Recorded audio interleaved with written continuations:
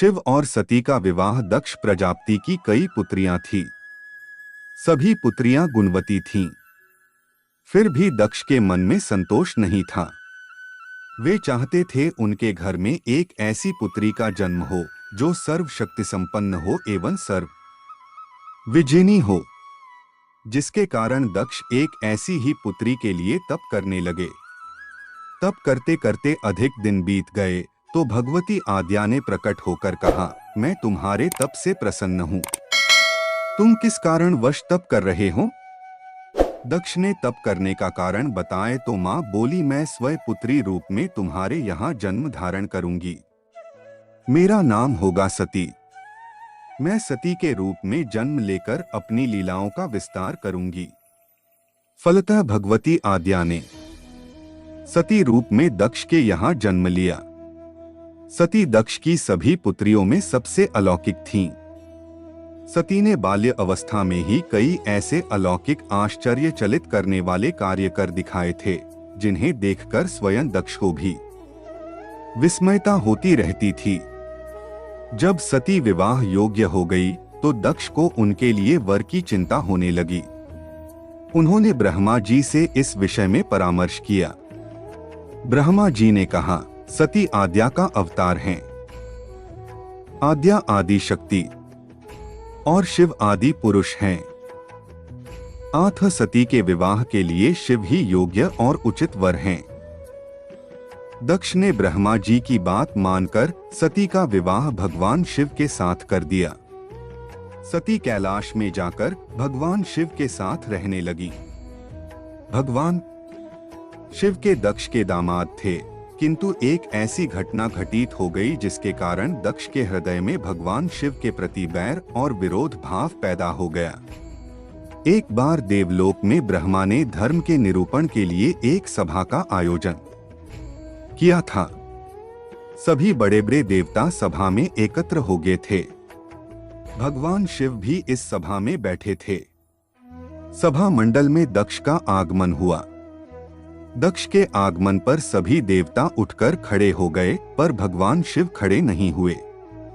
उन्होंने दक्ष को प्रणाम भी नहीं किया। फलतः दक्ष ने अपमान का अनुभव किया। केवल यही नहीं, उनके हृदय में भगवान शिव के प्रति ईर्ष्या की आग जल उठी। वे उनसे बदला लेने के लिए समय और अवसर की प्रतीक्षा करने लगे। एक बार सती और शिव कैलाश पर्वत पर बैठे हुए परस्पर वार्तालाप कर रहे थे।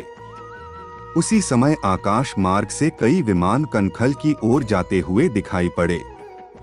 सती ने उन विमानों को दिखकर भगवान शिव से पूछा, प्रभो, ये सभी विमान किसके हैं और कहां जा रहे हैं? भगवान शकंद्र ने उत्तर दिया, आपके पिता ने बहुत बड़े यज्ञ का आयोजन किया है। समस्त देवता और देवांगनाएं इन विमानों में बैठकर उसी यज्ञ में सम्मिलित होने के लिए जा रहे हैं। इस पर सती ने दूसरा प्रश्न किया, क्या मेरे पिता ने आपको यज्ञ में सम्मिलित होने के लिए नहीं बुलाया? भगवान शंकर ने उत्तर दिया, आपके पिता मुझसे बैर रखते हैं, फिर वे मुझे क्यों बुलाने लगे? सती मन ही मन सोचने लगी, फिर बोली, यज्ञ के इस अवसर पर अवश्य मेरी सभी बहनें आएंगी। उनसे मिले हुए बहुत दिन हो गए। यदि आपकी अनुमति हो तो मैं भी अपने पिता के घर जाना चाहती हूँ। यज्ञ में सम्मिलित हो लूंगी और बहनों से भी मिलने का सुअवसर मिलेगा। भगवान शिव ने उत्तर दिया, इस समय वहां जाना उचित नहीं होगा। आपके पिता मुझसे जलते हैं, हो सकता है वे आपका भी अपमान करें। बिना बुलाए किसी के घर जाना उचित नहीं होता है। इस पर सती ने प्रश्न किया, ऐसा क्यों? भगवान शिव ने उत्तर दिया, विवाहिता लड़की को बिना बुलाए पिता के घर नहीं जाना चाहिए, क्योंकि विवाह हो जाने पर लड़की अपने पति की हो जाती है।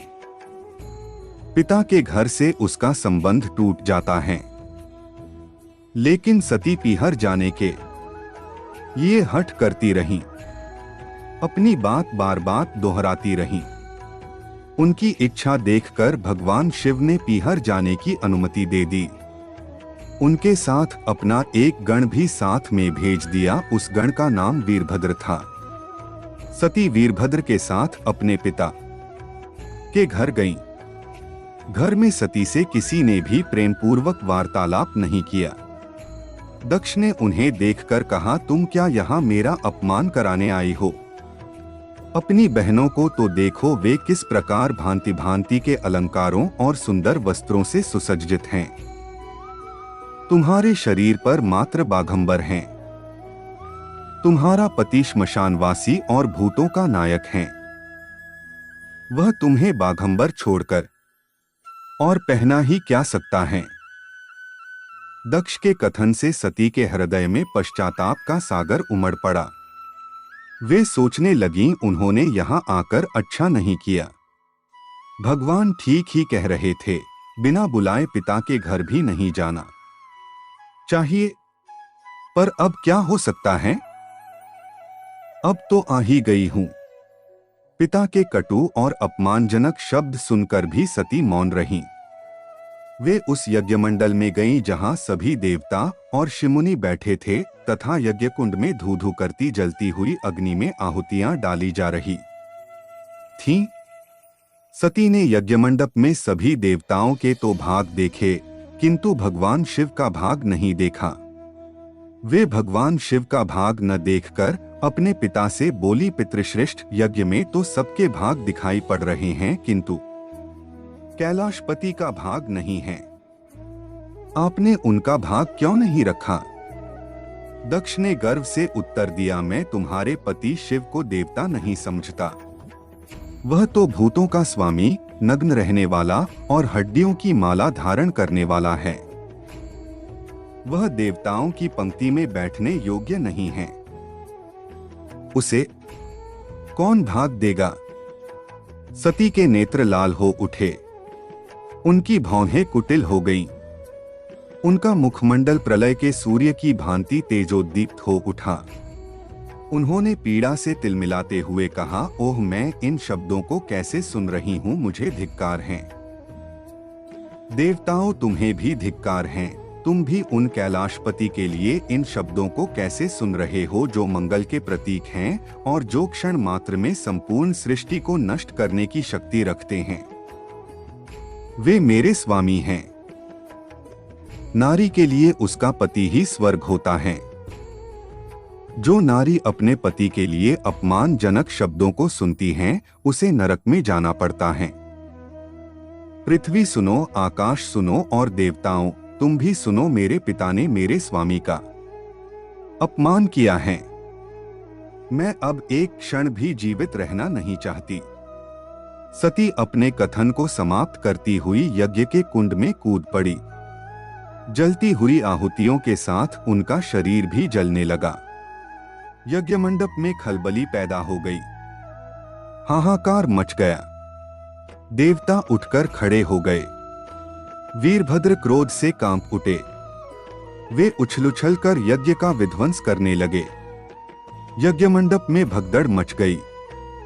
देवता और ऋषि भाग खड़े हुए।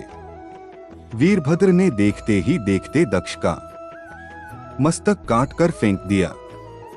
समाचार भगवान शिव के कानों में भी पड़ा। वे प्रचंड आंधी की भांति कनखल जा पहुंचे। सती के जले हुए शरीर को देखकर भगवान शिव ने अपने आप को भूल गए। सती के प्रेम और उनकी भक्ति ने शंकर के मन को व्याकुल कर दिया।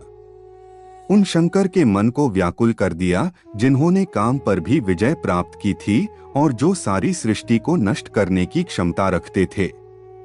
वे सती के प्रेम में खो गए, बेसुध हो गए। भगवान शिव ने उन्मत्त की भांति सती के जले हुए शरीर को कंधे पर रख लिया। वे सभी दिशाओं में भ्रमण करने लगे। शिव और सती के इस अलौकिक प्रेम को देखकर पृथ्वी रुक गई, हवा रुक गई, जल का प्रवाह ठहर गया और रुक गईं देवताओं की सांसें। सृष्टि व्याकुल हो उठी। सृष्टि के प्राणी पुकारने लगे, पाहिमाम पाहिमाम। भयानक संकट उपस्थित देखकर सृष्टि के पालक भगवान विष्णु आगे बढ़े।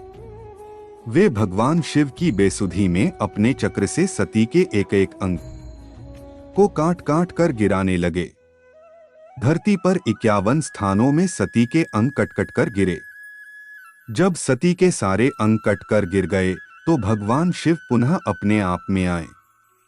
जब वे अपने आप में आए तो पुनः सृष्टि के सारे कार्य चलने लगे। धरती पर जिन 51 स्थानों में सती के अंग कट कट कर गिरे थे, वे ही स्थान आज शक्ति के पीठ स्थान माने जाते हैं। आज भी उन स्थानों में सती का पूजन होता है, उपासना होती है।